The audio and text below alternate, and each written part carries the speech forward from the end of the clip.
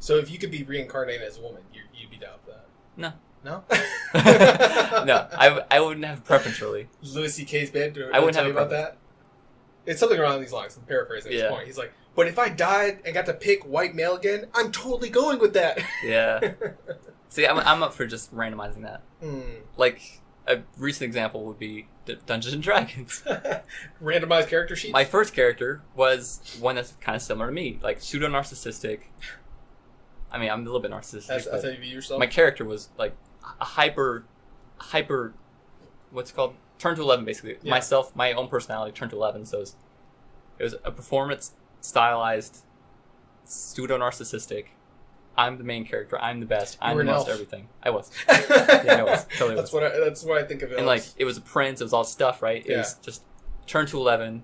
It's like kind of a self-assessment and commentary on things of myself. Yeah.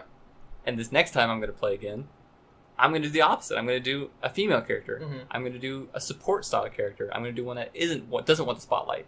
I'm going to do as much as the opposite as I can. As someone who knows you, though, that's what I associate with you. Really? Yes. Not female. Feminine, yes. Yeah, I guess so. But like a non, like, out there, not main character, not spotlight personality. Supporting role. Supporting? Yeah. Not to this. In anything, people are just like, your vocals are okay, and your points of view are okay. We really want to hear more of the other person. Really? Like, I'm fine just being an editor and just facilitating this. Yeah. But, yeah. That's interesting. Or maybe it's just weird for them, like, yeah, I really like your views on things, because I was at a party and someone who listens to the podcast was just like, yeah, you're really great. I agree, and I'm just like, just trying to drink and forget that I have a podcast. Yeah, it's just, oh god, it's embarrassing. Don't talk to me about it. It has been weird hearing people like mention it and talk to me about it. Yeah, because they'll references. I guess that's on us. That we've made. What the fuck do you expect? Yeah, and like why making this public? Then it's like, don't talk to me about my public thing. It's public now. Like, well, no shit, dude. Yeah. Duh. It's gonna be weird sometimes. But, references we don't remember. Yeah, that we made. Jokes that I don't remember, like corrections that I don't remember making. Yeah. Like, dude, you're right. It was a living month. What are you talking about? Oh, Psylocke. Oh, God. Oh, that was forever ago. Yeah. Yeah. I don't know. But, I mean... really just wish it was Olivia Wilde instead. That's me projecting onto that. Oh, yeah. Your own desires. I think that's part of what makes D&D so great. As a thing. Even if you're not a mega nerd, if you think it's a mega nerd thing. Just call it role-playing, dude. Or role-playing, yeah, basically role-playing, yeah. Because a lot of people do that in some way or the other. It creates a self-assessment, really, of who you are and a whole aspect of things. So my first character was one aspect of me, and this next character I want to make will be a different aspect of me that is kind of drawing from the potential or existing feminism I have, and the character aspects where I don't want to be the main person. I don't want to be the character. Center. That's how you contrast yourself, dude. You have to make a male, sexist character who's a bro. Well, my first character, a huge part of his personality and his choices was that he cared about life, but not anyone else's. And he valued life by longevity. So the characters and species that live long periods of time, those lives are worth more than species who live short periods of time. Would it be the other way around? No. It's like for him, no. Okay. No, I'm just trying to think of like someone's values. Like a situation where someone would say, you can save 10 humans or 1 elf. He would choose the elf because those 10 humans were going to die within like 70 years or 80 years naturally anyways. Yeah. Versus the 1,000 years that the elf could live. Man, 11 humans though? 11 humans win. That's how I played the character though. Like, that was a huge thing he based his decisions off of. That's a lot of math every time you're trying to save someone. I didn't know it was a mathematical. It's just... She's like 45. Certain species win no matter what. Doesn't look like she runs much, so yeah. First, real quick, how's your diet? What? Save me! Yeah. What have you eaten recently? Yeah, 6 humans versus 1 fat elf. Do you smoke? But yeah, this is how I played that character. I really just want you to take care of the troll right now. Yeah. And it's cool that stuff draws it out and like you get to think and develop something. Yeah. Off these weird choices. You get to make an ethos. Right. Within a perspective. And this next time I want to make something that is an aspect of me still, but the opposite of what I've experienced through D&D so far. And I'm really excited for it. Like, I'm really looking forward to doing it. Just to have that fun, just to think about it. Because it gives you an outlet to be creative and really think about yourself and do something that you wouldn't normally do. And if you have never experienced some sort of role play or thing like that, I'd say try it. Even if it's not your bag to be gamey or nerdy or anything like that, it's really not that nerdy. And sometimes when people who are, like one of our guys, He plays it like a board game almost, because he loves board games, and the guys I play with usually play a ton of board games. Game, it is well, no, it's necessarily not. What do you mean? Because yes, you can do the board game version of it where you have everything laid out, you've got squares, and it's very rules and numeric and everything, rolls, right? So that would give it the appearance of being a board game.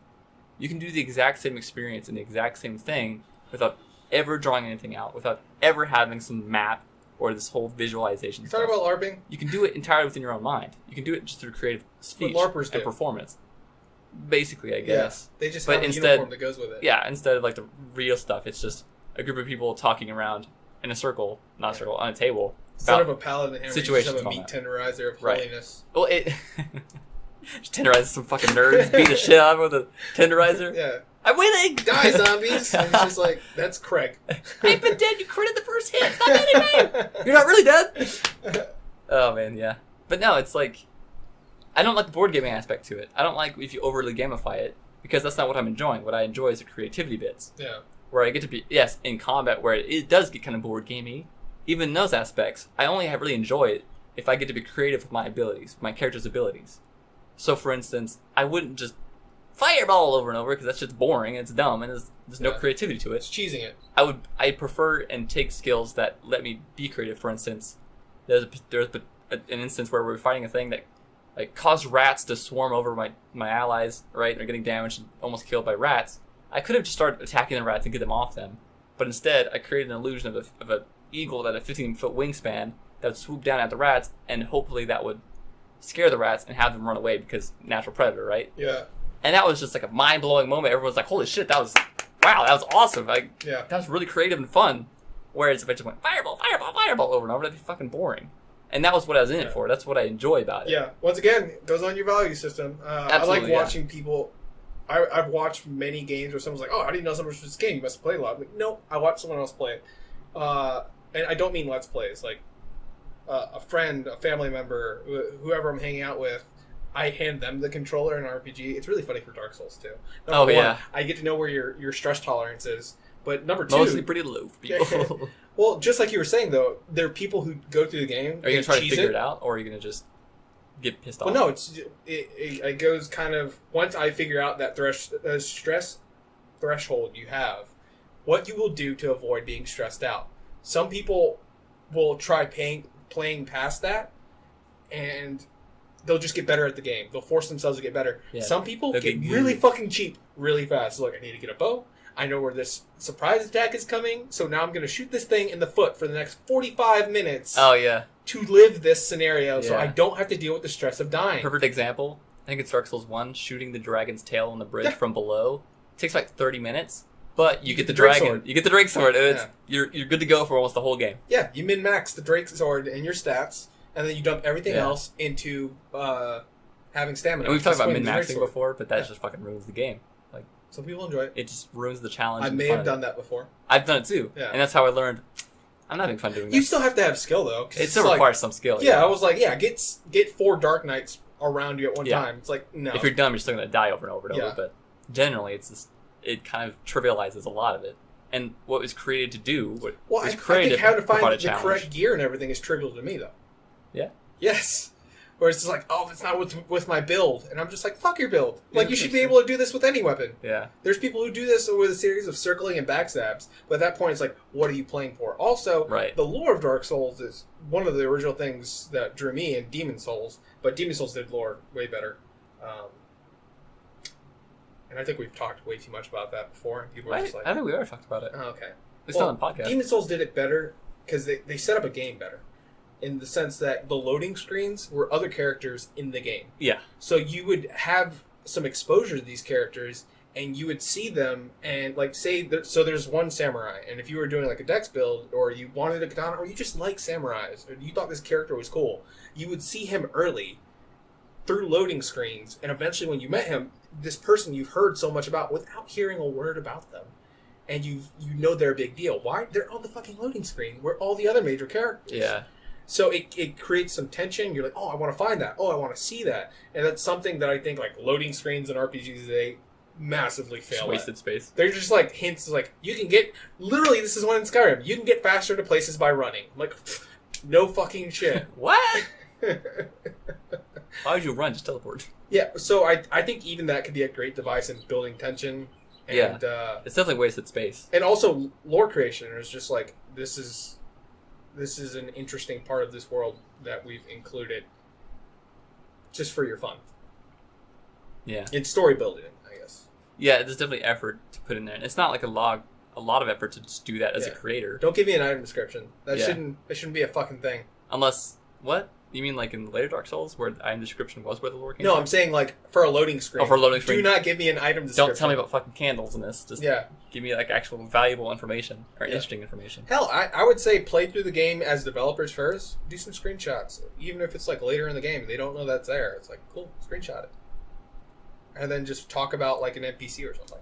Or talk about an enemy within the game, and it's like something you wouldn't have known about that enemy unless cool. Like a background to some things. Yeah, because loading screens are going to be fucking inevitable, so it's like, why not do that? Like rats are fucking boring, but if you say the amount of rats happened because of plague decimated make a region. A lore piece. Sure. Yeah.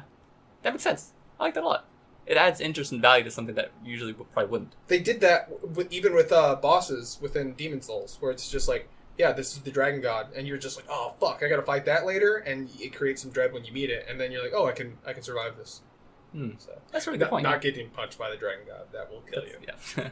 If I just don't get hit ever and hit him constantly, it's a really lame win. boss though. No, it's not one of those. It's the like highly staged cinematic ones. Like it opens with a cutscene, and you're like, oh fuck, and it's like him punching on a timer. And he like hits the area. You got to hit the obstacle and like run further on. But some people don't know that. They don't know that the obstacles are there's some destroyable. mechanic to figure out. Yeah, but once you know, it's like a super easy boss. And then you run over. You press like a giant arbalist. It shoots him in the wing. You do that again, and then you hit his face, and then the fight's over.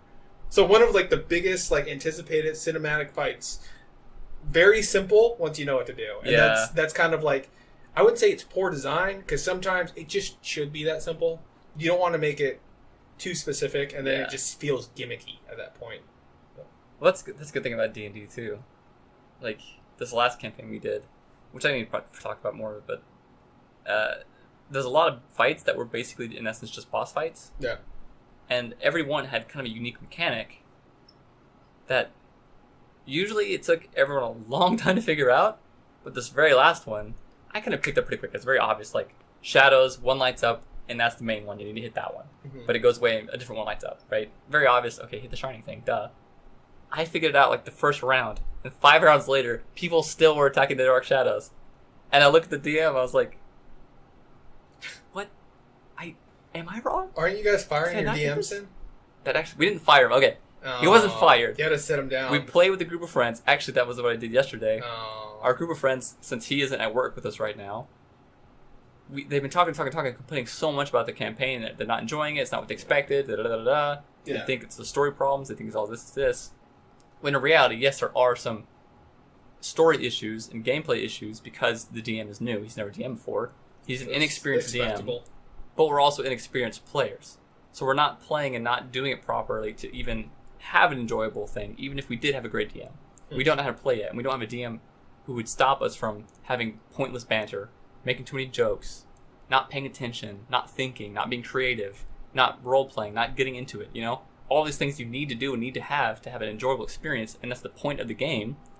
We don't have someone there that can actually stop that and say, no, and facilitate you're not doing it right. That's best for the party. Exactly, like punishing those things or kind of curving attitudes and curving practices to get closer to what is enjoyable about it.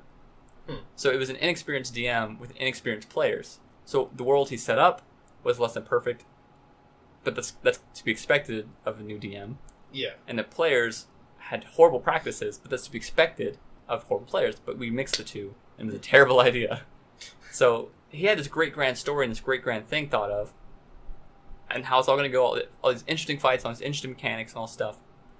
But he didn't have the experience yet to execute on those things. And basically what convinced, I had to talk to him and say, look, it's not going the way we thought it would. It's not going, I'm assuming the story you're trying to tell isn't being told the way you thought it would either. Yeah. It's not going the way we thought it would as players, so it must not be going the way you thought it would as DM. And it's really in all of our best interest to stop this where it is now.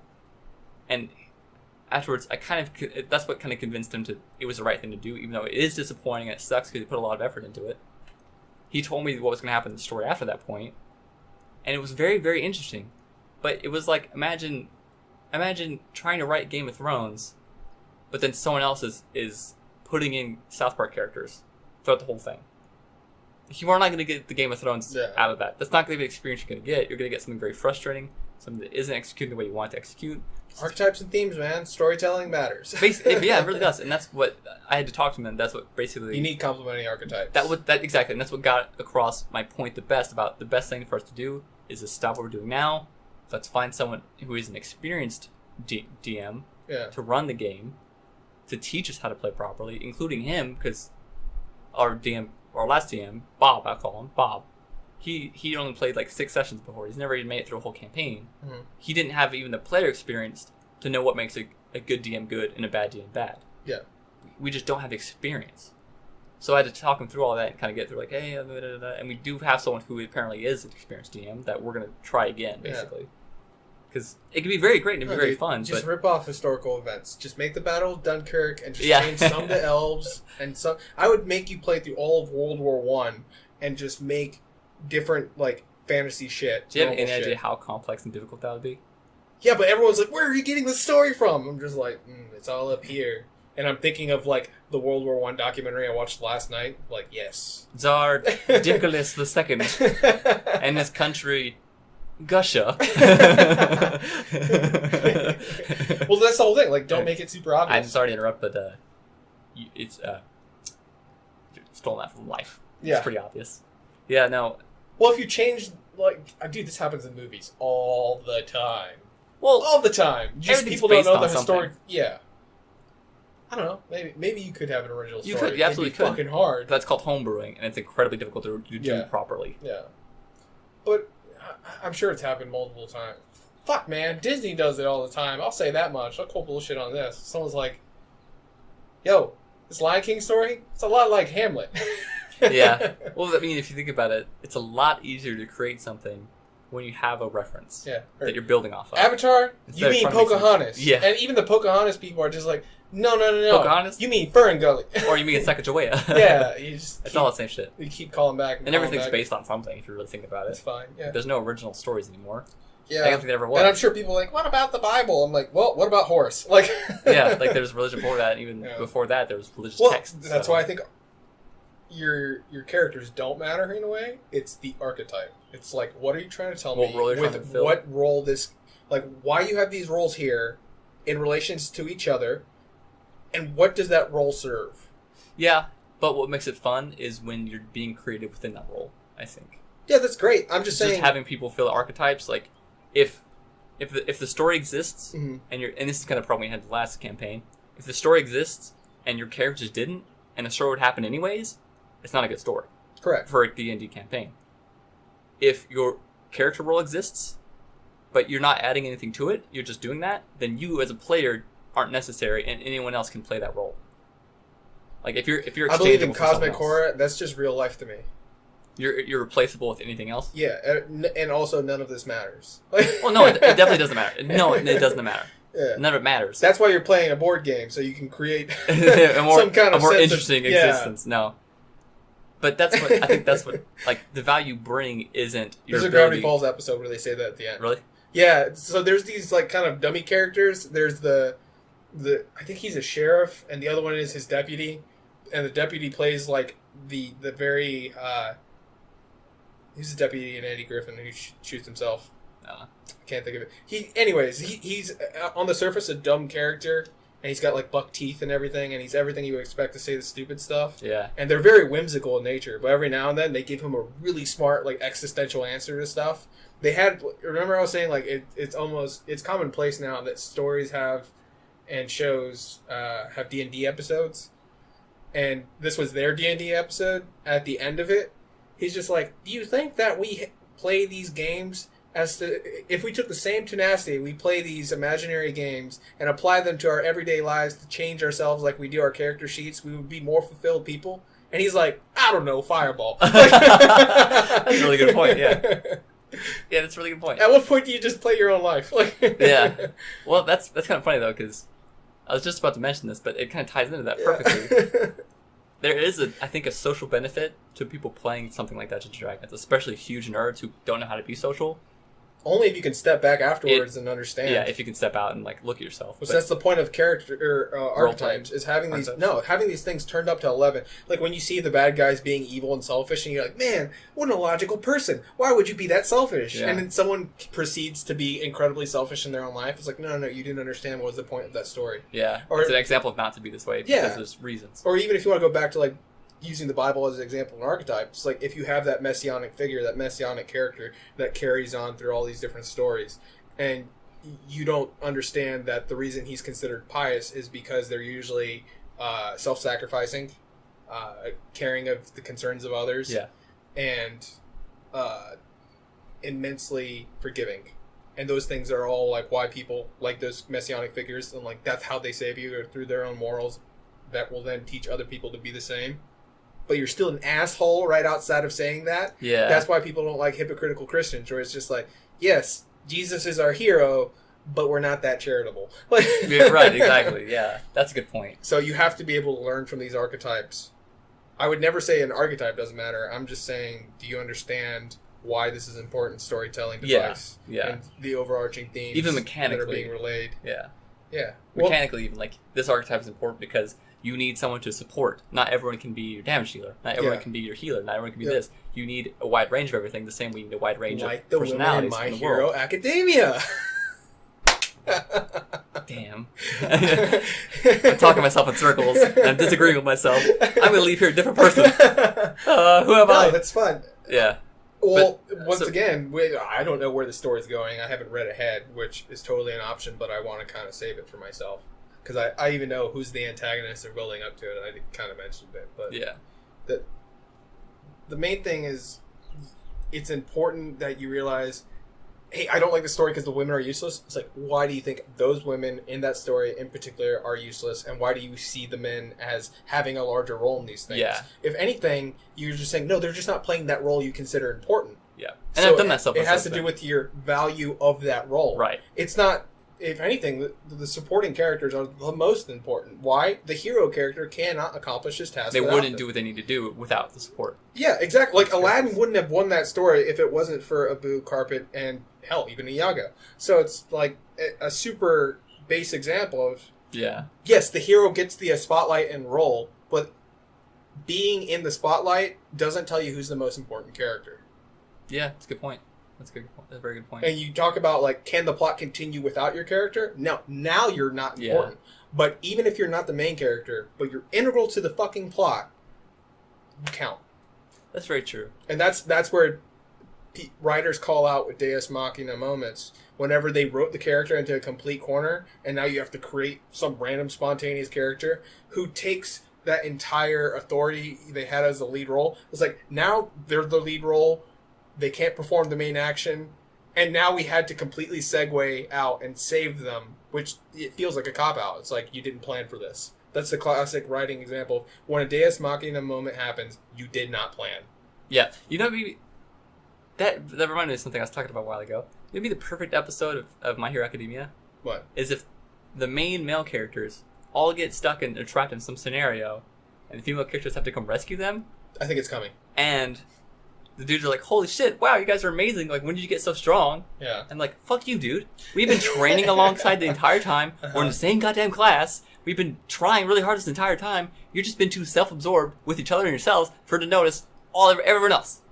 I would love for that to happen. All right, so here's why I don't think they have an emphasis on male roles. Some of the most hated and useless fucking characters in that show are male. In fact, there are no women on the roster side that has that effect. There are no 100%. That's true. That's very true. If anything, that's one thing I noticed immediately. I was like, oh, so only guys can be complete idiots. Got it. That's true. Not all female characters are very competent. Yes. In their own all ways. of them are incredibly competent. That's a really good point. They're all very observant, and they all have an idea of what's going on the big picture. Meanwhile, the guys get caught up in their gimmicky male fashions. And anything, I thought it was male sexist. You might be right. Yes! Holy shit. Because I notice this all the time. Why? Because I've learned to understand what you're trying to tell me with archetypal roles. And that's holy shit, and that's what makes the female characters so Same thing intriguing happens in for me. Naruto, where they're like, this show's sexist, all the males are important. I'm like, no, all the males are idiots, and the women have all these, like, meta commentary the whole time. It's like, why don't you just do this? And then the guy's like, of course, I'm an idiot. I was like, Holy yeah, shit. you were written as an idiot. You can't help it. And that's what's making me like this character so much, because they are competent, and they are, like... It has to do with character balancing. I wish it was about them, because I know they'd be better. Yes. As characters. Yes, and like, sometimes smarter. where the women character, I think, wins and doesn't get enough credit for on society's view of that role is being the guiding light. That is one of the best used female answers of just like say you have a brute type berserker and he's like got a massive sword, he's got all these muscles, he's got that notion, he's the starring character, but every now and then his normal wife is just like, you're going about this like an idiot. You should just try using your head for once. And then that's what makes him wins the episode. Her role was way more important in that one moment. Everyone's going to look at the male character, though, because he's the eye candy in that scenario. In this story, he is the eye candy. And you as a viewer, have discounted his wife entirely as an important character. No. Key moment. And so there's all these things that are missed in storytelling. Holy shit, dude, you blew my goddamn mind. And that's why I watch probably as much content as I do. At some point, it's like, are you trying to like be a writer one day? I'm like, no, I'm just a real like critical asshole of other people's work. Man, dude, I'm gonna incorporate that into my next campaign. Yeah, with my character, because I'm gonna make that character very supportive. The female anyways. character who just gives you. I shouldn't even say hints. Just the correct answer. Well, even that, just like the character I was going to play was going to be incredibly supportive, to be an opposite of what I was doing before. But also, like the dudes I play with are the type that don't think that way about like female characters. They're very much the standard, what you think of. They're shonen boys. Basically, yeah, they're basically shonen boys. Yeah. So much so that like when I said, so the first time I played, I literally flipped a coin to determine if my character would be male or female. Just why not? Yeah. And everyone else was like, what? You want to play a female character? Why? It's so weird. Why? Yeah. Why would you be a woman? That's weird. Yeah. Like, why not? No, it's weird for them because they can't put themselves in that role. But if you're already like gearing your thought pattern to that being something you enjoy, I don't think you could ever say they're wrong for saying it's weird because it would be weird to them if they couldn't see themselves it's their doing own it. perspective on it. Yeah. But But I for just think you, it's it perfectly would add okay. so much to the story and what's going on in the characterization of everyone if there was just a different fucking gender there. Why not? That would be so interesting. They're probably going to try to get you to sleep with someone to get something they need, though. God damn, I'd punch them in the real fucking face. You sleep with them. You're disrespecting my character. Yeah. No one thinks a goblin is attractive. I'm trying to win a woman. I'll play a hideous goblin. Yeah. No. I don't know. Yeah, I don't know. The guys I play with, they're called the B team for a reason. And they're actually, your B team of friends? I'm going to explain the background. God. I think I've mentioned B team a few times without getting a chance to explain it. Yeah. Here's the story of why they're called B team, and it's not nearly as bad as it sounds. When I first got here, when I first moved to Hawaii, I made a group of friends, right? It was a big black chick who was super zany and kooky and really funny and fun, and her husband... Aren't all big black chicks? This one specifically was way more out there. That's the archetype of the big black chick. Her husband was like... He's a short white dude, and his face, you would swear he just got out of prison. He had one of the most naturally intimidating personas I've ever met. Just a scary fucking dude. Okay. For no real reason. He just is that way. Yeah. Is he like really sweet when you talk to him though? No. Oh, okay. No, he's pretty like... You're like, no, that character is exactly what it seems like. He's just a pretty... This is real people my first year. He's a pretty gruff dude to begin with. And like, he would drink anyone on the table. The dude was amazing. It was crazy. They're such an awesome couple. I don't know, around the workplace now, I won wizard sticks. You did win wizard sticks. Yeah. But I don't know who your opponent was, so it doesn't measure up, I don't know. But drinkers. Moving on. Yeah. My other friend. She was a very, like, motherly, southern, like, good-eating kind of person, The matriarch. And she had a baby, like, I think last year. So she really was the matriarch of our group, but also the most, like, gullible, the most kind of trickable and all that. She just... The matriarch. The least aware of anything. Yeah. Right. And then, lastly, and I call him A-Team, he was our token gay friend. But he really wasn't token because he actually... A lot of stereotypical gay things, he made a point that it's a stereotype and not everyone's like that. So he went to gay clubs. He did drink, like, those girly drinks and everything. He did enjoy some gay things. But he was also, like, a very bookish person. And he was very... Are bookish not I consider that a gay thing. I was Really? like, oh, they're well learned. I mean, Like as a positive thing, I was like, maybe that's he's smart. Must be gay. And it's one of those people like he was the one gay guy that everyone knew. Yeah. So anything gay, they went to him and asked him about it. And that's funny. Like a super bro would be like, hey man, what's up? To me, and then he walks by and goes, hey, like just does the most blatant fucking gay shit ever. And he did that. Awesome. His persona did that to every straight dude. They would just like act super gay around him because they thought it was funny, I guess. And later on, That's so strange. I started asking him. It's something I've noticed. They're like, oh, he's gay? Let's turn up the gay only around him. Yeah. But around other straight males, it's just like, no, I don't do think that. that's a modern thing. I think it's a modern thing that dudes are doing that now. And I think it's an effort on a general society way to accept something else, right? Yeah. And the way they accept it is by acting stereotypically and almost insultingly. And people do that to me with Spanish all the time. And race people who have a race that isn't white probably experience that a lot with people who take it on. So in a way, it's an effort. I do it to my Asian buddy though. It's a way to accept it by making it a part of yourself. Yeah. But also, it's kind of insulting as well. Like, why can't you just treat me like a person and not these weird aspects of stereotypes? Or all right, how about ask me if I'm into the stereotype thing instead of assuming I'm into the stereotype that's a good point. thing. That's how you go about that. I would ask him later on as we like knew each other for a couple of years.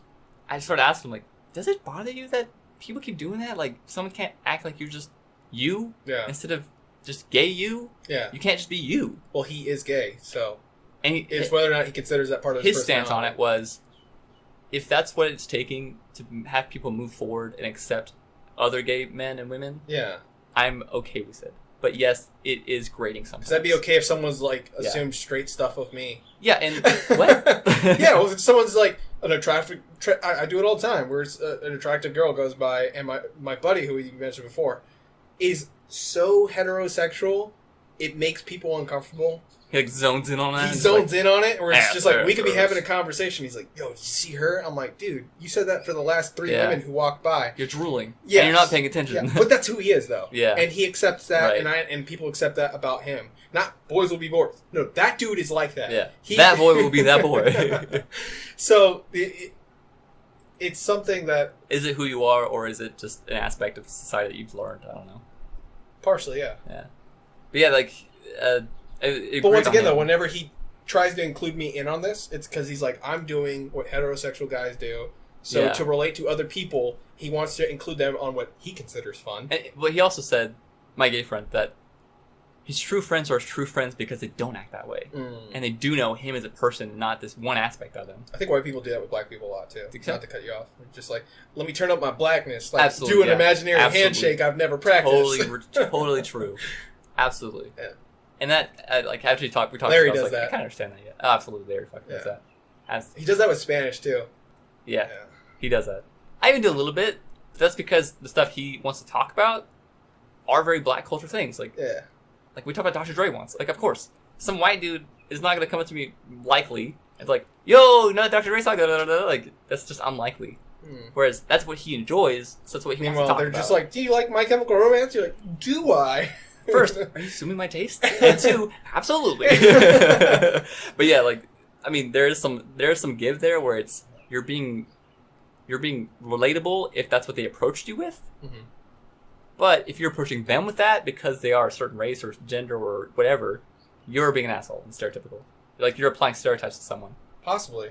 So I don't know. Sometimes you just get lucky with it though, and it's true. That happened to me once. Like, the first time I could really think of, someone asked me, like, have you ever had racism in the workplace, and how did it make you feel? This was one of those open environments, like, we're going to make everyone work better by confronting these things. And I was like, yeah, but I thought it was perfectly okay after the fact. Like, I was shocked by it a little bit, but I was like, yeah, that did no harm. If anything, by stereotyping me, he got the correct person for the job.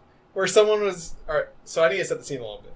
So I was working at a place where we were painting something, and my boss, who was Jamaican, I know where this is going. So it's one minority to another. Yeah. It's not like, oh, my white boss did this to me. Yeah. And it's not like he forced me to do it. He was just like, hey, you know how to spray paint, right? And I'm just like, yeah, how'd you know? It was just I don't know. Like, I had never... Have you heard me talk about it before? Nothing. No clue. Nothing. He's just like, you're Puerto Rican, right? And I'm just like, I don't know if I should be upset because you think all Puerto Ricans can spray paint, or because you're right in this one or instance. because you're right. You're so fucking right now. It's like, I can't spray paint. I know all about it. Yeah. Give me one slice of cardboard and some cans of paint, and I'll paint whatever you need. And I did a really good job. But I guess it just came down to him knowing a stereotype. Yeah. And asking right. if it's true in the first place. Yeah. And it just so happens, like, yeah. In that instance, it was. Yep. Yeah. That's a tricky thing. Like, if somebody would... All right. It's all very role-based, and it's also when you need something to be done, though. This is something I'll throw out there. Like, when you absolutely need something to be done. Like, say it was a physical... It's very simplified with physical labor tasks, and whenever you talk about sexism in the workplace, or hell, even before sexism, a height-based thing. Remove gender from it. It's solely a height-based thing. Yeah. Say you have a high object that you need to retrieve from top shelf. Nothing around that you can like stand on a stool or whatever, but it's pretty tall. You can either go ask a very tall person it's a physical trait. You can see that they are tall. Yeah. And the objective is a height-based objective. Now, it is possible you can go around asking short people who may train in their own personal time to do the long jump, long jump. They're very dexterous, and they could like do some crazy ninja shit and kick up a wall and grab that tall object. What are the fucking odds of that, though? Yeah. Doesn't it make more sense to just go around looking for that one physical trait that is obvious? Yeah. For the goal you're trying to do. The same thing, like even if you had a strength-based feat, you would probably go ask a big guy. It's very possible that this female does powerlifting her time. She just has that one body type where it doesn't show, but she can generate a large amount of force. Yeah. Versus the guy is just big and he doesn't train at all. Yeah. But chances are you're gonna ask the big guy first. Is that wrong? And that's not saying if there's an objective at play here and time is of the essence, I don't think it's wrong to go with that. Yeah, and it's not saying that the people with those physical traits might have some extenuating circumstance where they can't succeed that objective. Yep. Like a tall person might have shoulder issues; they can't lift their arms above their neck. Yeah. Or a super strong-looking dude might have issues with the back; he can't lift something heavy. Yep. Like you never know. So even making assumptions of physical traits that should be obvious, there's still a possibility. Well, before I started training, people would ask me to, because I was a big kid, would ask me to help with like physical tasks, and I'm like, I'm really out of shape. They're like, what? How can you not do this? Yeah. And I'm just like, you're looking for someone who actually like lifts weights, and then later on, I got asked that so many times I lifted weights. Yeah. All right, fine. or I lifted so much stuff that I got good at it. Yeah. You did so many favors, but it's the point that you're trying to do favors. Yeah. Yeah. So that I really am. to get back to where we started this conversation, that's A-Team. And it's not A-Team because they're my best friends. It's A-Team because they're a very diverse group of people that you assembled yourself with taste. Yeah, I'm Face. I'm Face. But I forgot myself. I'm the very somewhat standard. Hannibal? Did you make yourself Hannibal in that list? I don't know, maybe. Dude, you're Hannibal in that list. Assembled a special set of skills in a team that was diverse. You're Hannibal. Well, it's a diverse group of friends that we all found common ground in some ways. Mm-hmm. That we were like, oh, we're all very interesting to each other because we're all very different. We have this similarity. We're all great friends. And I was a straight, normal kind of white guy. Like, I fit that role. You were the cis friend. I guess so. Except everybody. You were the baseline in that. And that reminded me of A-Team. Because A-Team, the actual show A-Team and everything, it's a very diverse group of people. Like, the whole point is that they're super different people with different skills. Yes. They came together to make a perfect team. Mm-hmm. That's what A-Team was. And that's what my friends were. And then, over time, as they started moving away, and friendships kind of end and people split apart. Okay. A second group of people kind of rose into power of my friendships, right? Mm-hmm. And it's this group of very similar people. Okay. Like, they're all... Similar tastes. Similar tastes, hobbies, super nerds, similar hobbies, all play board games, they're all white, they're all men, they're all, nerds, and they're all, You're a white male? They're kind of... Oh my God. Yeah, they're very similar. Yeah. And they're my second group of friends. So the tie here is very obvious. It's like, well, I had the A-Team, now this is the B-Team. We're all the same. Yeah. Right? And it's not a commentary on who's a better friend. It's just... I had this funny name for this one group, and now I have a second group who are the opposite. Role-based. So. It's very role-based. Yeah. I don't know. But yeah, when I say B-Team, I was afraid of... I told A-Team... Insulting their importance? Absolutely, yeah, because it does come off like that. And I told A-Team about, hey, you know how I call you guys A-Team? Yeah? I think they're my B-Team. Oh. And oh no! The B-Team, I started calling B-Team B-Team because I think it's hilarious because I love, pseudo-insulting things because they know I don't actually mean it. Yeah. In any negative, mean way. They know I don't devalue them as friends. They're great friends. But it's just funny, like, comparing them and, like, having that fake measurement like that. It's okay, dude. I use the Fallout companion system. What? I use the Fallout companion system. I just have one close friend that is allowed to travel with me at one time. Oh, yeah. Is that what I'm doing here? Yes, you're my companion often, like, lately. Because my main companion, people, like, get insulted. Like, what? I'm not the main companion? Like, no, there's a roster here that gets circulated. My main, like, companion friend left. So I'm just like, oh, God, I need a new one now. There's a role to be filled, basically. Yeah, there is, but I don't go around telling people that. Yeah. I just, like, hang out with them, and then that's the person I end up contacting more. Is like, hey, I'm going to go do something. I feel like having company. Would you like to come along? Yeah, it's like a social faux pas to act like you accept that your friends won't be your friends forever, and things won't last forever. Yeah, because they have that like, the fantasy universe of just, like, we're always going to be friends. I'm like, no, people change. Like what? You can't value someone's friendship and personality and them being around you if you don't act like it's going to be there forever. And in fact, if someone's going to be there forever, I'm going to appreciate it less probably.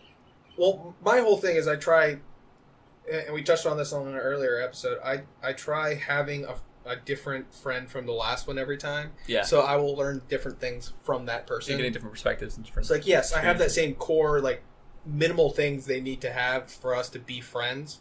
But from that, I try to vary my company in political views or religious views or ethnic background, and then eventually I'm just going to have an idea of all those groups, and then I'll be able to relate to all of them and be accessible. I've just got this funny idea in my head of, like, I have a roster of, like, no, even worse. Sheets. Worse. Okay. Somehow in the future, you have to find some gay Muslim terrorist farmer because you've already made friends with all the other types of people. Dude, I will eventually. If I find one, why do you keep following me? What are you doing? Why do you keep following me? Be my friend! What? No. I know so many people like me! No, by then, I would have absorbed all the talents and ideas from the other groups, and winning him over You'll be the easy. ultimate human. Yes. You've done it all. You experienced it all. I bet. Well, that's the idea of being a well-traveled person, and just, like, if you've seen the world's most interesting man, that's Michael. That makes sense, yeah. Yeah. Also, that beard is great. Well, so that's a funny commentary too. That, I mean, it's a good thing up until it's not. So there are people who do things and gather experiences kind of like we do, but their sole purpose on that is to use that for judgments against themselves. So, like, to appear travel, to appear culture, to appear all these things, they do these things for the sole purpose of saying they did it, saying they've done it, when people ask. But I think that kind of takes away from the actual experience that you're trying to have. You're getting into motives there, and I think the key thing is whether or not they do it to be the impressive person at the party, or, and at least what I believe in my case, I do it because I think it makes me a better person. And if me being a better person at a party makes me more interesting, cool. If not, I need it to... You can only make decisions off the things that you know. I mean, if you could access all the knowledge of the things you don't know, you probably wouldn't fuck up as much. Yeah, you probably so wouldn't make any for that reason, I cannot live multiple lives. Yeah. I can, however, collect raw data from people who have lived a completely different life. And then from that, maybe steer my decision to the right ones. Or later on, when I see that idea, or why I pay so much attention to stories, just like when you were saying it, you're like, this character, or this person is like this, and easily, I'm like, roll the matriarch. If I can do that same thing, like, I associate usually tarot cards to people. And really? Yeah. Yeah. Well, so many, because all those are based off of stereotypes. Yeah. And then, or not stereotypes, archetypes. And it wouldn't have stuck around so long if it didn't, like, reflect some reality. Well, I'm not talking about, like, palm readers or telling the future or anything. I know. There are attributes. Cards. Yes, there are attributes associated to each one of those. Yeah. And the role that I try to play or frequently play is the role of the hangman, which is doing exactly what I just said and all those other things. The hangman is supposed to be like rebirth and changing your ideas and being able to self-reflect. That's why he's upside down and thinking about it. But he looks okay in this. He's not upside down and freaking out about it. He's upside down, and from his expression, and this might be people reading too much in the car, it looks like it's of his own doing and choice. Yeah, maybe he's upside down to experience the world from a different perspective. Well, yes, that's a big part of it, and it's also putting yourself through something difficult to learn from it.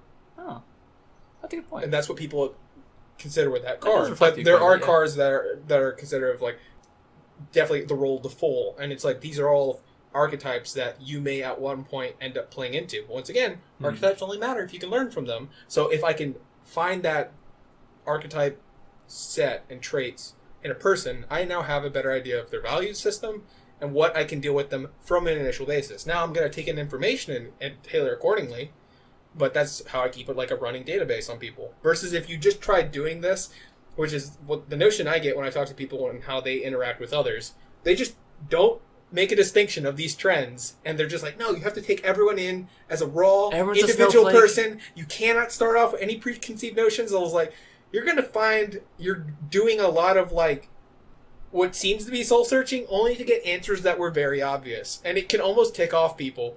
Like if I'm working out in the gym and someone's like, oh, so do you consider yourself like a tough guy or something? I was like, the fuck? The last 4 outfits I've worn have been sleeveless. What do you think? I consider myself thuggin'. Very thuggin' in nature. Thuggin'. One of my favorite channels on YouTube is called Thug Notes. Yeah, it's a good one. Yeah. That's a good one. He's the one that got me into the story of Gilgamesh, and I'm just like, oh, interesting. Yeah. Bros are a very old archetype.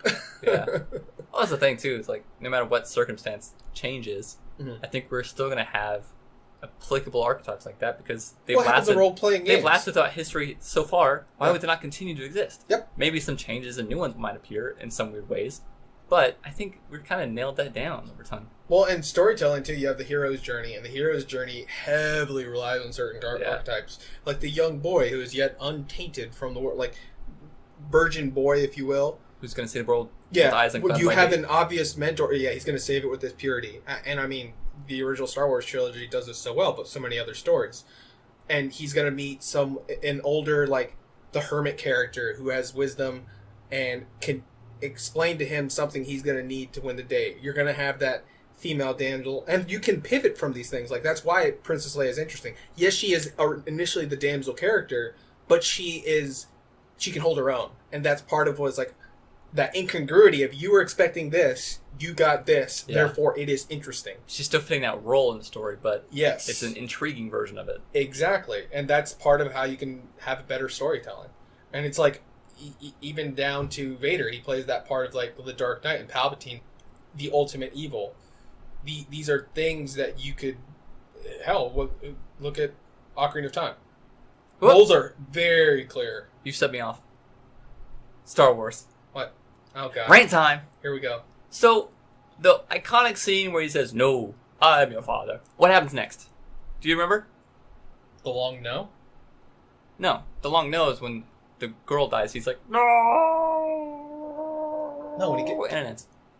What? He says, "No, that's impossible." And he's got the most down-turned lips ever. Like the overbite. Yeah. He's like, "That's impossible." His lips are way down. Yeah. Right. What happens next? So he's on that. So it's that walkway. It's been a while. He's out on the ledge, right? He's holding on. He goes, "No, that's impossible." Yeah, he's already lost the arm at this point. His arm's gone, so he's holding on with one hand. What happens next? Do you remember? Are you talking about where Luke's just like, where he's like, "Join me"? He's got his hand out, and he's like, "Fuck this, I'm out," and he lets go. Yeah, he lets go.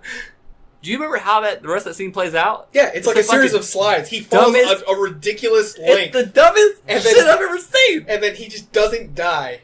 How is that scene iconic with the dumbest shit I've ever seen right after? It's not that dumb. It's a fantasy universe. It's fucking dumb. Why? He falls miles, apparently. Miles. Yeah. Gets sucked into, I guess? Some side thing? Naturally. He just used force push to break his fall. And then he slides down a series of fucking tubes? Yeah. And then he transfers from one tube system to another tube system by falling through a latch, but then suddenly ends up outside. He didn't fall through the latch. The next scene is him already in the latch and sliding into the next latch.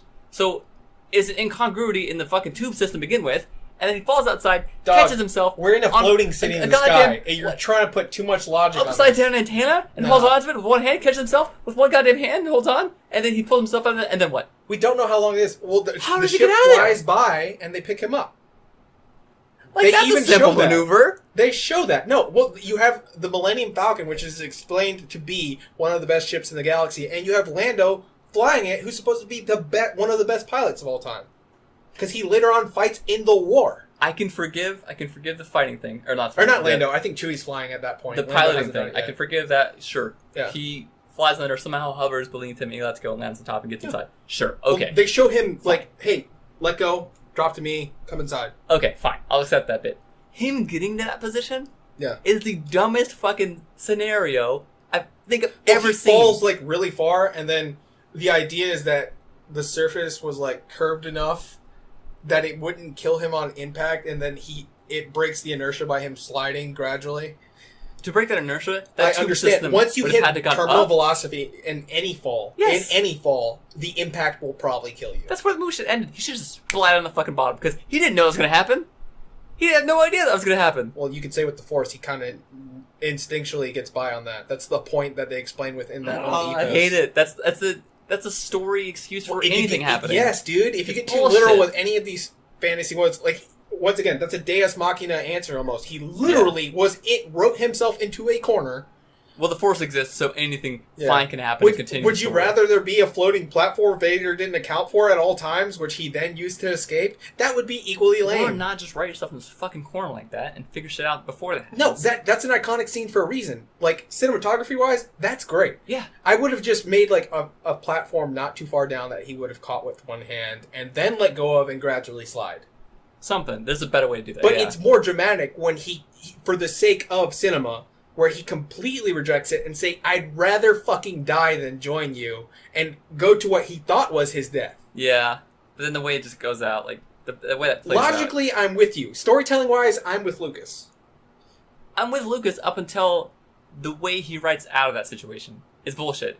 Like, he teed up greatness with that scene. Yeah. It's like, that would be a great, iconic thing. It is iconic, but I think it's fucking dumb that it is forgiven. It's so stupid. To me, it tees that up greatness, and then completely squashes it with the dumbest fucking execution at the end. Like, it's not worth shit now, because you just I can do this with so many movies, but the important thing is you can't get too technical with these things, or you'll lose the importance. Like, any good experience you could have gained from that, you crush for a seemingly stupid reason. Like, maybe. I play games all the time. Dude, I play Monster Hunters. And that's one where someone's like, well, if the sword is this massive, and you hit a dragon, how does it not just cleave its neck and tail instantly? And I'm just like...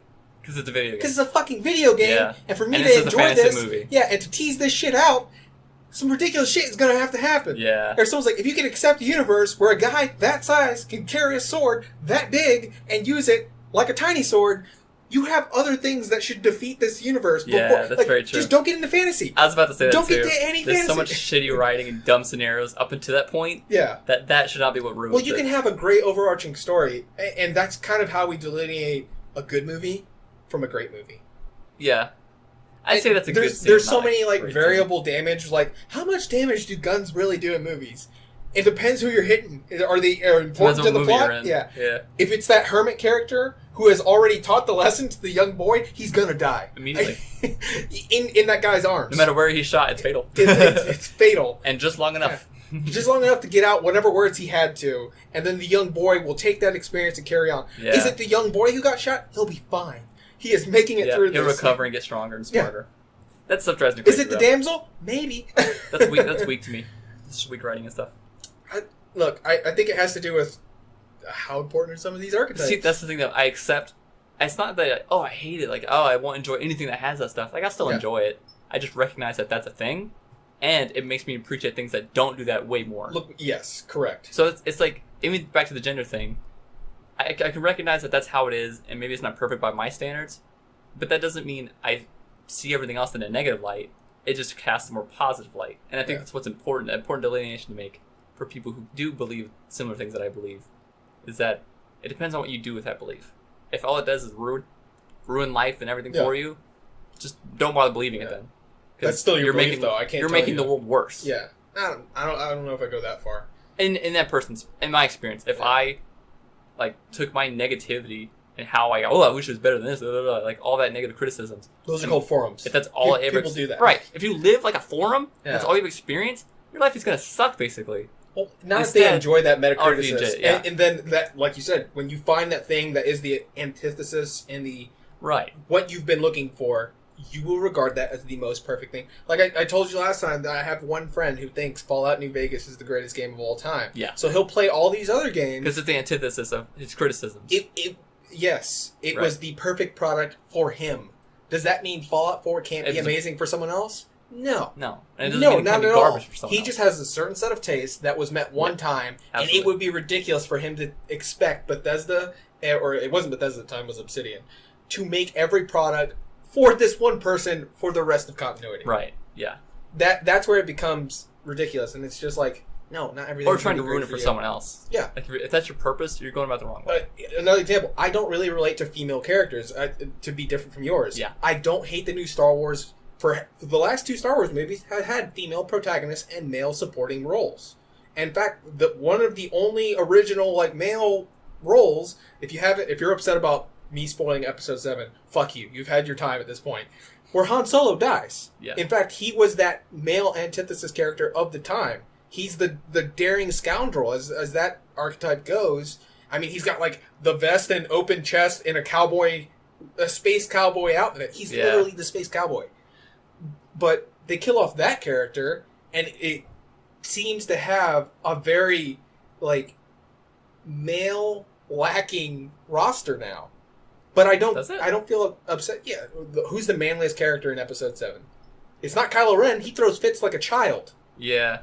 It's not really Finn because it shows him struggling to deal with having feelings for a woman and not being able to express that. That's a comic relief point. I guess Poe Dameron, but that's like has such a smaller role. Yeah, he's I can't remember who he is. He's the pilot. Like plot wise though, he's just the pilot. Somewhat important, but this is the whole thing. He's just a pilot. But I don't think the whole like they've ruined all of Star Wars. I was like, no, it's just different. There's a lead character now. She happens to be a woman. Maybe Luke will be manlier. I'm hoping it comes with the beard, because if not, you just have a bunch of like whining, helpless men who need women to save them and be competent and strong. And that's reverse archetype right there. And if you criticized it when it was men, but you're fine with it when it's a woman, fuck you. You're sexist. I actually don't like it. I don't like Star Wars. The new one, Episode 7. Yeah. I saw it and I was like, this ain't for me. This is not for me. Which is fine. I was bored. It was dumb. I wouldn't say it was like, oh, this is complete shit. I was like, it's just not for you. Yeah, no. And in fact, everything I do say, like, oh, it's garbage. I say it all the time. Because I like saying it's garbage. Yep. I don't really mean it's garbage. I mean it's just not for me. Correct. Which, if someone doesn't know your taste, they... Well, I do that with cars all the time. Where someone's like, oh, man, I love this car. And I'm just like, I think that's a lame car. And sometimes I'll go as far as to say, like, that's a gay car. And they'll be like, oh, how dare you? Yeah. I was like, look, I would never say that to my friend who is actually gay. I would just... I think even that, like, socially is on its way out the door. Like, saying stuff... It almost is. Oh, well, no, there's a counter end to that. Really? I just watched a comedy special, and he's like, I think this is gay. And immediately you could, like, feel the crowd pull back a little bit. He's like, yeah, you heard what I said, and I meant it in that context only. I meant that thing is gay. And then he goes on with this genius bit on how his friend bought him pants that fit, and that is the gayest thing anyone can ever do. That's kind of funny, yeah. And he was just, I don't want to, Crystalia, new Netflix special, I don't want to steal anyone's material, but it just helps for the point I'm trying to make now. And he was talking about the reason that's gay. He's like, I think you could have sex with another man. You could literally put your penis in his butt. Buying pants that fit for him is gayer. And he's just, and he goes to explain through this elaborate story. Yeah. He has a good cadence in storytelling. That makes sense because that's like it fits within the common perception of what is gay, like a stereotype for gayness. It's like fashion, clothing, all that stuff. Knowing no, the way he explained it, it's totally. Is gay. It better than that? It's way better than that. Or he was just like, think about that. He's like, that means you had to have the optic ability and capability to look at him like, yeah, he looks like this size. He's like, I don't even know what size I wear. He's like, you summed up my exact crotch needs, my butt needs. He's like, and he's just like, and then you wrap that. You went to the department. He's like, you can. He's like, in some scenario, you can accidentally have sex with a man. He's like, it would be ridiculous and hard. He's like. Heyo. But he's like, it's something you don't need a skill, you don't need to develop, and you don't need to think about. In this sense, he's like, you could hold a gun to someone's head and say, build me a goddamn library or I'm blowing your brains out. If you're not an architect, you're fucked. You cannot build that.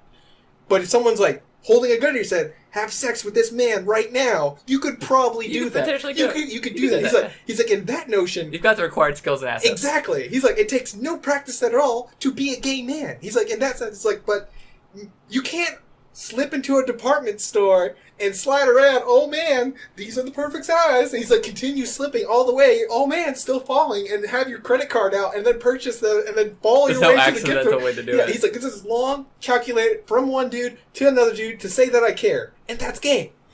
That's a really good example. That's really good. I should watch that probably. That's funny. He has a funny his octave where he goes with his voice. That alone, because it's almost like he's doing his delivery. It's not just delivery. It's like the voices that he chooses to do for certain characters. Like instead of doing like I'm going to do a gay character, here's what gay people sound like. No, he does a voice that has nothing to do with anyone you've ever met. It almost sounds like he's doing a bad accent, and then the context of that he's talking about is gay or woman. He'll do a voice that makes no sense. Like he doesn't go like, "Hi, bitch. This is how I consider women to talk." He doesn't do that. He just goes with a random cadence and a random voice, and then the content is of that object. What's funny too is like the common perception of what a woman's voice sounds like. Yeah. Versus someone who could do a good impression of a woman doesn't like necessarily have to change their voice. Yeah. It's they do the cadence right, do the words right, the choicing, the pacing, everything. It's a whole different aspects that makes it a female verse for the male verse. Yep. And like really good people, you can tell get that right. That's funny that he chooses not to do it at all and just do random stuff. Yeah. Especially whenever he does the voice of children. It's really great. It's young Black Dynamite, who was born with a mustache that I love. Those incongruities. So good. But yeah, I don't have a big opposition to that word. Like, someone saying you can't use gay as derogatory, as something you don't like or derogatory, because that means you hate all gay people. It's like, no, I think you're making too much of a leap there. Well, I think in that case he meant it as like a literal thing. It's a gay thing to do, not it's a weird, dumb, or lame, or like weirdo or stupid thing to do, but like a homosexual thing. Yeah, right? Specifically that, and not in the using context of what's going on. Like I feel like people, at least in my experience, are using that. It's gay, which means it's dumb or weird or lame. Yeah, but that's gone out the window. Like no one says anymore. Not that I'm like defending anyone ever saying something demonstrative of another group, but if that's the antithesis of what they are and they consider it to be foreign, it's fine for it to be foreign to them. Yeah. And if that's the word that summarizes, hey, this is completely different from everything I want. But no one says that. Yeah. Well, dude, minorities, we do it all the time. We're like, that's pretty white. That's true. It's the exact same thing. Isn't it? It's the same fucking thing, and it's just considered acceptable because maybe you have different notions of white people, and that's kind of my thinking when someone gets upset at me saying, hey, that's gay. Wait. So I can say something is white or privileged or the man, or however you want to dress it up, and it's been done throughout history, and that's perfectly okay. But the minute I do it about a group that you think needs a little bit of defending, I'm a monster? That's true, yeah. Very good. Yeah. That's a good point, because it's the one being defended. And someone's like, oh, it has to do with the place of power. And I'm like, no. I think it has to do with what I'm trying to say right now, and do you know me as a person? Like, within this conversation, do you know my values? And then, if not, hold up, I'm about to inform you of them. There you go. I think also it has to do with, like, when it was really popular to say, oh, it's gay. Oh, it's so gay. That was tied to a fear of being gay or coming off as gay. But that doesn't exist anymore. Homosexual. So why should that criticism exist? Yeah. It's like that's not what that means anymore, really. Yeah. I mean, there still are people that do that. I worked with someone who was gay. And this was in a very macho environment in which we were all dudes. We pretty much almost all lived together. And we were just like, saw each other every day. We would never say, that's gay, to our gay friend. Why? Because we want him to know he's accepted, and even if he overheard it or something, he didn't get upset about it because he knew we weren't talking about him. Yeah, and that's maybe people just need to have better conversation and, like we said earlier, analyzing intent and understanding when someone means to be harmful to you, and when someone's just saying something. Yeah. Same thing with curse words too. I think the best way to turn that scenario around is if you were a gay person, says, "Oh, it's gay," you would just embrace that and take it like, hell yeah, it is, and just take it over, like, whatever it is, like, oh, flowers are gay, like, fuck yeah, they are, and take those flowers, put them in your ear, and, like, look how great they are, dude, it's fucking awesome. I do that with Hispanic shit all the time. Yeah, so really? Someone's like, that's the most beaner thing you could have done. And I'm like, yeah, dude, we're, like, really good at being engineers, I guess. Some dog, skills. Yeah, or someone's like, or someone's like, that's really ghetto. Ghetto has almost been a badge of courage lately. Like, yeah. I say it all the time, like, let me ghetto rig this, but I made it as, like, having, like, MacGyvering something, like, having ingenuity working with a subpar set of materials to accomplish a goal. I do love the term ghetto blaster. I fucking love that term so much. Like, I don't ever want to call it a stereo or, like, a boombox. That's lame. Ghetto blaster. Yeah. I fucking love it, I don't know why. it tickles me. Yeah, and if not, it's like you're always seemingly offending your group, because I'm sure someone would be like, he just said lame. Is he saying it's not cool to be in a wheelchair or to have a physical disability? Lame, yeah. It's like at one point... How terms lose their meaning. Yeah. In this scenario, did I look at someone in a wheelchair and say, yo, dog, you're pretty lame? Like, and he looks at his legs and goes, yeah, you're right. Yeah, you're right. I am. Man, technically, yes. You're an asshole pointing out, because I'm already aware exactly. of that. I'm well aware of this. Like I said earlier, I was like, is it a thing we can all see on you that is plain as day, viewable? Like, I'm not going to call you out and be like, hey, man, that's pretty white. You are white. That's a good point, but it's so slim chances that society as a whole is going to come to that same conclusion. I'm not expecting them to. Me neither. I'm just saying that's what I try to do with things. Yeah. And when people approach me, why do you do this, which I think is the correct way, I'll explain it to you. And that's my rationale. And really, it's I mean, personally, I think it's a great rationale. That when explained, it makes perfect sense. It might change people's minds about it, too. Yeah. And that's kind of how things progress, not... Oh, I definitely say things and wait for people to get the pucker factor. And then, yeah? Oh, yeah. And then once I do, I'm just like, you going to address this? It's also how I see whether or not people are brave enough to tell me things that upset them. Rare. Very rare. Because sometimes they'll just like... I'll notice they're avoiding me from then on out. I was like, didn't have the courage. Oh, that's happened at work. Yeah, I'm just like, didn't have the courage to hang. Remember when I kind of snapped at our boss a little bit? Yeah. I showed a little bit of attitude because I was frustrated. It's dumb of me to get frustrated and show it, but I struggle with not showing frustration.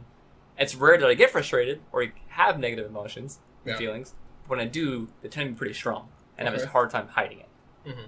So I did show some frustrations, but after that... Everyone noticed. Everyone was well aware of it happening. It was not hidden very well what's going at on all. With that guy? That's what happened, yeah. And I could tell the next day, like... That's just like making up everyone was like, apprehensive. His cat's on its period. Really? Well, everyone was acting kind of weird to me, like really apprehensive to approach me because it's a side of me that no one's ever seen before. Yeah. Especially at work. And I was like, man, shit, I kind of ruined what people thought of me. But actually... That's not ruined. Now people have a more accurate view of who I am because that is an aspect that exists in me. Yep. So it's kind of good that happens, but also bad that it happened. And... It's never bad. It kind of showed what other people are too. Because Barry... Actually, I have some respect for Barry, even though it was a very Barry thing to do. How dare you? The very next day, he came into work, sat next to me immediately, and said, "How'd your talk go?" Because I mean, me and our boss, of course, had a very long conversation after that snap. So that was not great, but it was productive, and we came to a mutual understanding of things. Mm-hmm. But he was the only person that would approach me and ask that blatant question. I texted you right after work. I'm like, yo. Well, yeah, you did, of course. Yeah, but you know me. And it's like, we are better friends than just work acquaintances. Mm. He's the only one that would ever do that. Yeah. Just approach you and unabashedly ask the direct question like that. And I was like, Barry, it's very Barry of you. But, I mean, good on asking. He didn't do it because he was brave. He did it because he didn't understand the social norm. Basically, yeah. That's actually what it really was. So I just talked him through, like, here's what happened. Here's, like, in case this ever happens with you or you ever get upset with something like da-da-da-da, talk it out, da-da-da-da. Told him basically the whole story of how it happened and what caused it. He was, actually, I appreciated him doing that, even if it wasn't from his own social awareness. But I appreciate that happening versus the people who kind of acted weird around me for like days and days and days and days until I kind of just forgot about it or got over it. And then there's one other person who came up and said, yo, what was up with that? Mm-hmm. Like, why would you act that way? Yeah. And like, not in a critical way, but of a concerned way. Like, are you having troubles right now? Is something serious going on? And it was Jerry, I'll call him. Wait, we have a Jerry, don't we? We do have a Jerry. Dude, just Johnny. He's Johnny. Don't even make another character. It was Johnny. I'm getting lost. It's okay. I'm lost too. I already know who it was. Yeah. He talked to me before. He's like, hey, is he all right? I'm just like, his cat's on his period. I don't know. Hey, yeah. And I appreciate that concern, but I also really appreciate that he approached me with an ask. Yeah. Instead of just like making me out more so to be this weird, like, character will snap at any moment. It's a lunatic, crazy guy. Like, I'm not. It's just these things happen so rare that when they do, it's a struggle to control, which is understandable. Like, if you're a super happy-go-lucky person, when you get pissed off, you are pissed off. I just think it's unreasonable for people to believe, and that's why I'm against some of this political correctness, that so many people are playing this role when they show up to their workplace. You gotta say the right things. I can't express how I actually feel. When I get home, I'm just gonna bitch and moan to my family and loved ones or dog. I hate my life, hate my job. Yeah. Yeah. And it's just like, why don't you just voice your opinion at work? But in like, a constructive way. No. Of course. It's all about how you deliver it. It's like, no, we can't do that. I was like, so then we're just always playing this weird shadow game with what we believe, how we feel, and what we need to be happy and what goals we need to meet in that environment. Yeah, you're trying to fit in that homogenous environment. Yeah, for the sake But the whole thing is, the goal we're doing here is so that we can all be happier at work. When the practice we're doing is doing the exact opposite. That's a good point, yeah. Where it's like, if this is the goal, how we achieve that needs to change because it's not being met. Yeah, and that's very true. Ever since I kind of snapped like that, a lot of self-assessment in our whole organization, like our whole work group, has happened, and a lot of constructive things are kind of moving forward now. Mm-hmm. Ever since I was like, this is fucking dumb, what's the point? Yes. It kind of made people think, wait a minute, what is the point? Well, that's the thing. Many people were thinking it. It's just they weren't speaking up about it. And that's what kind of did it the most. That's what made me snap the most, because it was like hyper empathy. Because we were all given, I was seeing everyone else being frustrated, but like holding it in, and when it got to me, it's like, fuck this! Yeah. What the hell? Yeah. I was already so mad because everyone else was getting fucked. Yeah. It's like, what the fuck? And like it came to me getting fucked. They would have all just like passively agreed their way until no one would have. And the whole time, our boss, whether she meant it or not, or whether she was expecting to get that, she was like, if there are any problems or concerns, please speak up. Please speak up. How many times do we hear, please speak up? It's like, oh, now when someone actually does, you don't want that? It's like, no. Well, we need to do this privately. I went the wrong way. Absolutely did. Maybe. It's really unprofessional. I don't know. To me, not when you're trying to create that.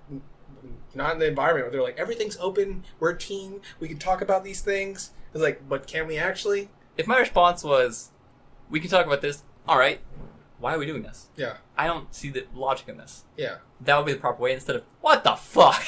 Which isn't what I did, but, it was equally unprofessional, I think. I don't think so. I think our knowledge, or our thresholds on what is and isn't professional are ridiculous. It's been it doesn't address the problem that we're trying to accomplish. And it's like, do you really want to create a team environment where everyone feels that their opinion's valued and can express themselves on how they actually feel?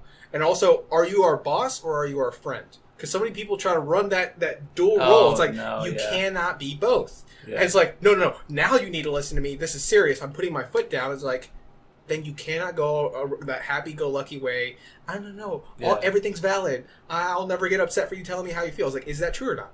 No, it's not. If so, we're going to have a different interaction, and I'm going to expect you're not going to be able to, like, all right, that's enough, zip it, we're going to move this and do this later. I was like, okay, now you're my boss? But 5 minutes ago, you were your friendly guidance counselor person. In fact, the exact opposite happened in our private conversation. Yeah. In the room with everyone else, it was very, like, prim, proper, professional. Like, let's talk later. Yep. Like, okay, yeah, let's talk later. We got in the room privately, and it was just, she was very obviously frustrated and upset and emotionally upset about everything. Yeah. And very, like, not concerned for professionalism at all. Yeah. He was kind of shouting, like, insulting a little bit. Not really insulting, but, like, no care for... She's like, you thin chicken neck motherfucker. You might say son motherfucker. Oh, no. She throat slammed you. It wasn't anywhere near that bad, but you could tell the facade was off. Yeah. Right?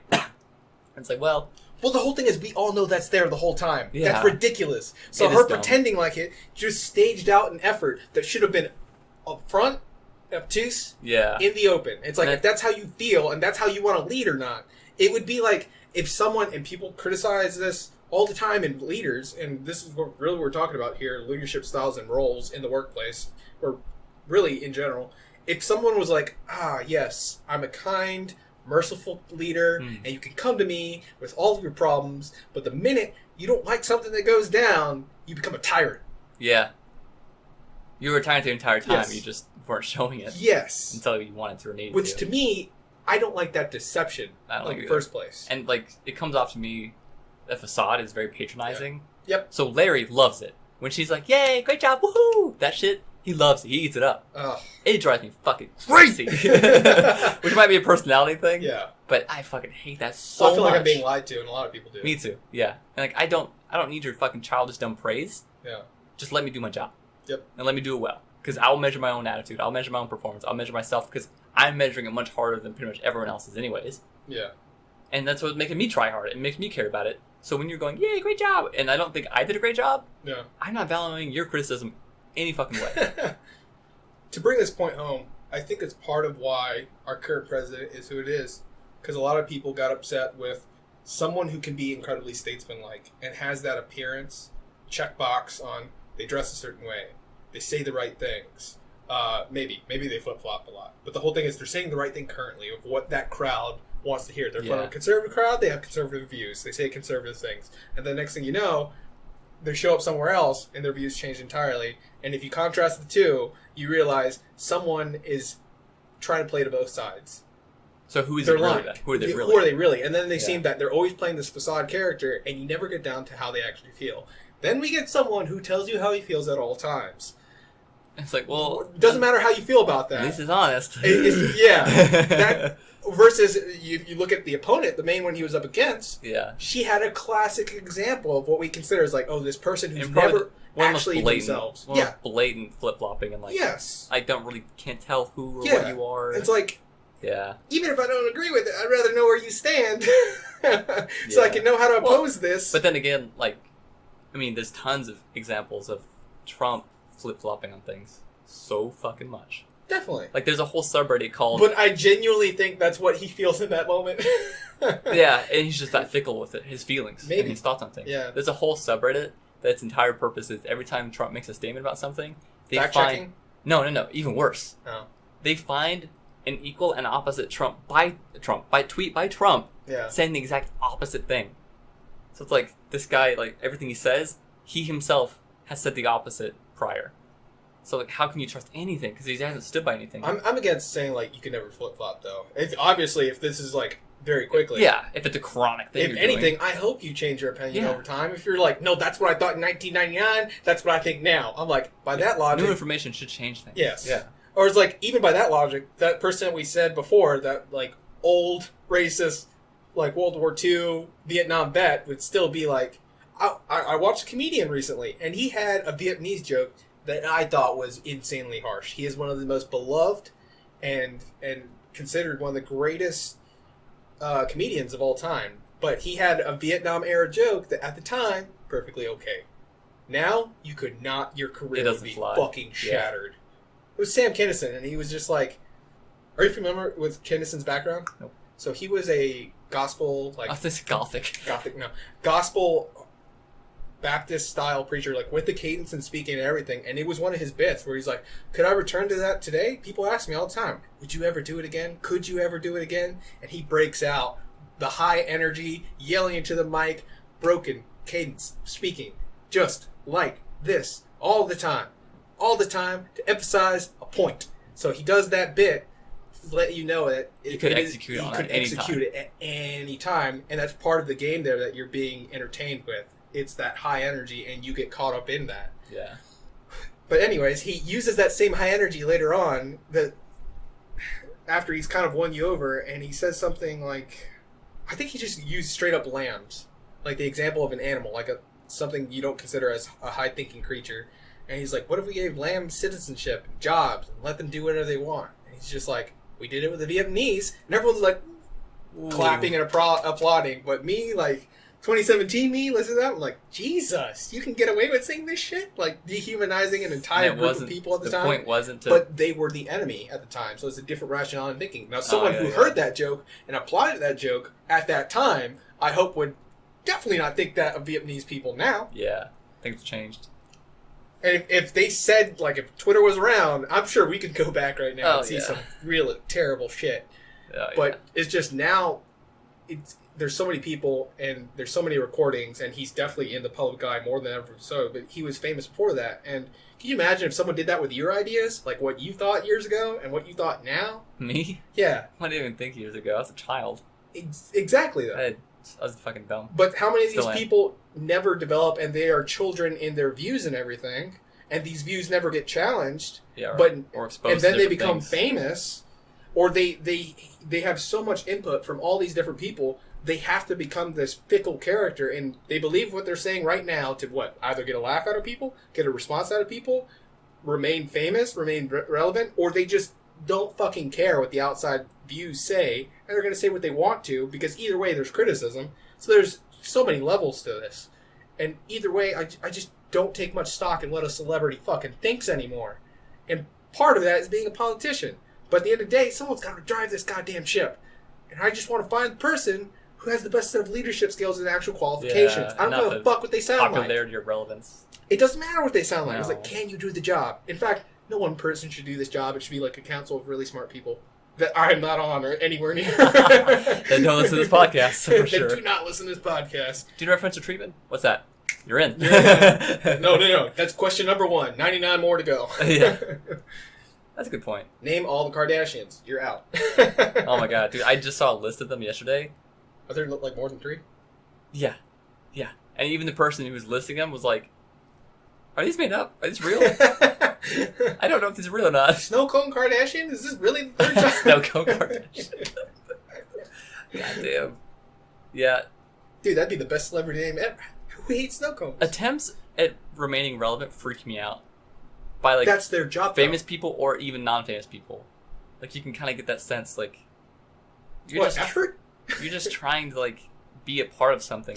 It depends, man. If your job is, especially if we're talking about something in the public line, like that's your bread and butter now. You've spent, and we have career politicians. Like if this podcast was our avenue for like a living, we had to pay rent. We would be very concerned with our relevance and popularity. Yeah.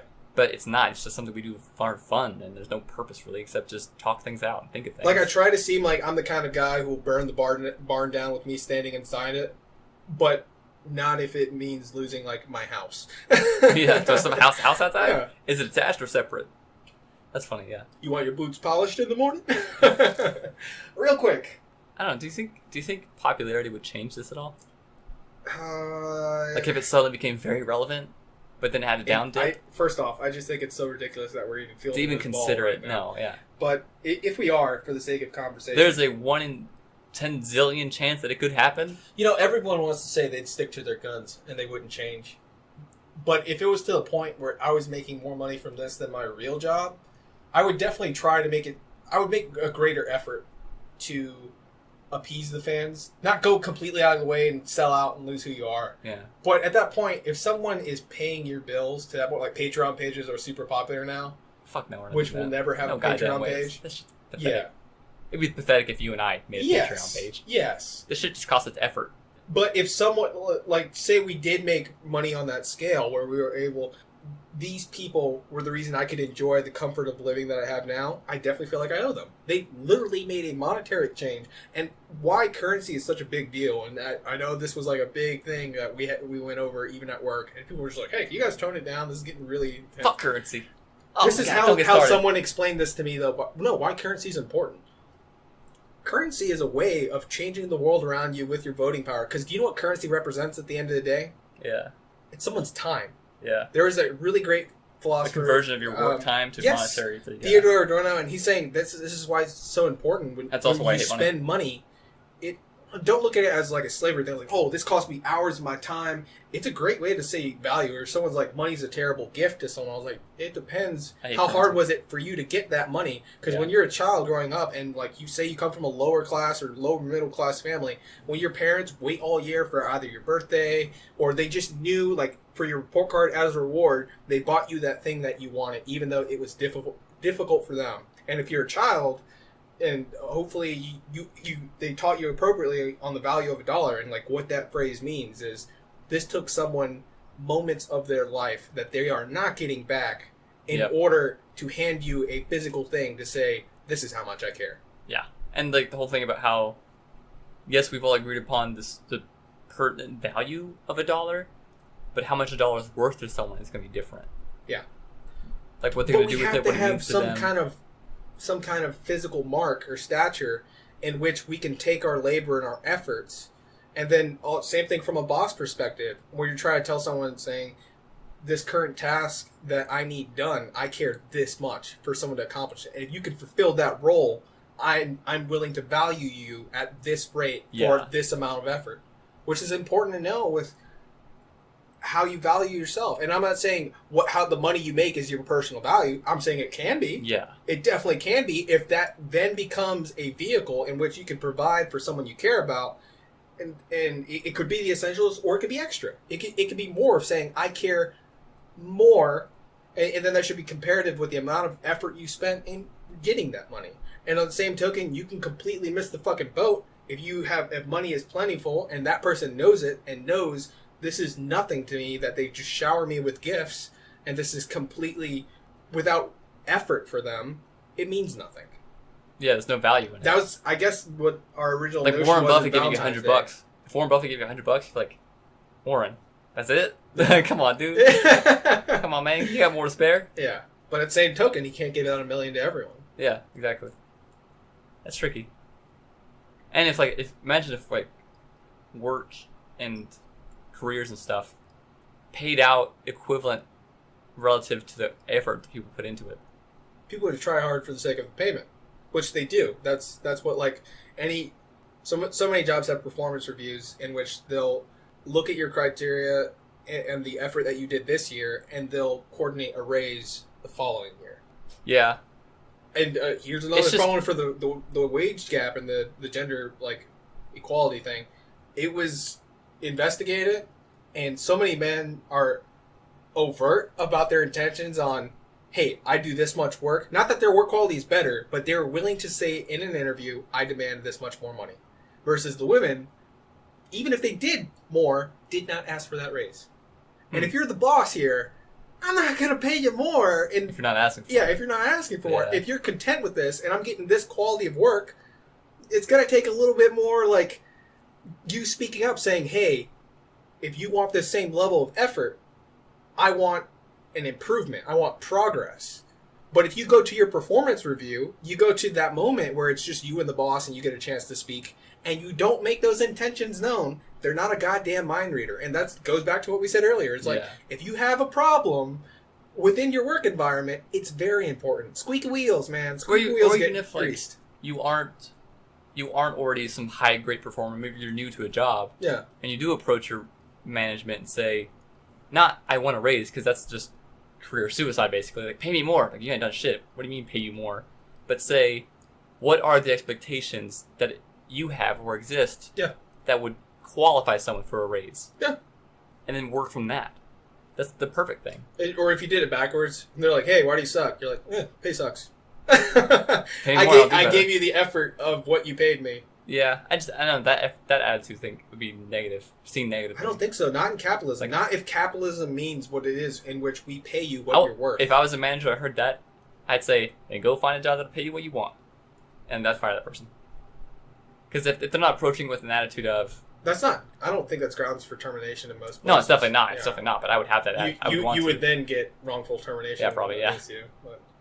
They think because it's so easy for that to be relative to the person. Maybe I think a good boss would question why they think maybe they worked in Idaho where they did the same job for the same effort and got paid way more. Yeah. And they got moved to here and the pay is just less. Yep. Well, we're not in Idaho. There are differences here. Yeah. And that attitude, it won't. Maybe I think it wouldn't get the person forward. You would have to take into account what's the cost of living in this area. If it's harder, if Idaho was easier to live in, and they did less there, but they get here and more is expected of them, and they receive less. Yeah. I'd kind of be like, yeah, fuck it too. Well, as a manager, you should be aware of that already to begin with, and if that's the situation, it's on you to fix that situation as much as you can. If not, inform that person hey, I can't make it any better, and then they can make that decision to go find employment elsewhere. Yeah, there's a better way. Yeah, that's how capitalism should work. Instead of this weird political song and dance. But anyways, that was just 3 hours without editing. So where do you want to end this? I showed you a disgusting picture of a woman's foot, but I didn't tell you about it. So there's a disgusting picture of a woman's foot, and I say disgusting not as it may sound bad, but my mom got in a car accident. Mm-hmm. She has a Jeep that she goes off-roading with her friend. She rolled it, and her friend got horribly injured in the foot. Yeah. And I just showed you the picture. Bones are exposed bad. Yeah, gore. I was going to tell that story, but yeah, we'll end with that. Was it that interesting? Huh? Was it interesting, more interesting than the way you just summarized it? No, that was really it. What? I probably could have delivered it in a better, more fun way. You definitely could. You're no Sam Kinison telling about Vietnamese and lambs and sheep. I just couldn't think of a good way to fit it in and make it an interesting story beyond that. I don't know. My mom's okay. That friend will live, but it's a horrible injury she'll have to deal with for the rest of her life, so it's kind of sad. I'll end with this. And it's gross. Sometimes, folks, when you want a story, you just get something gory.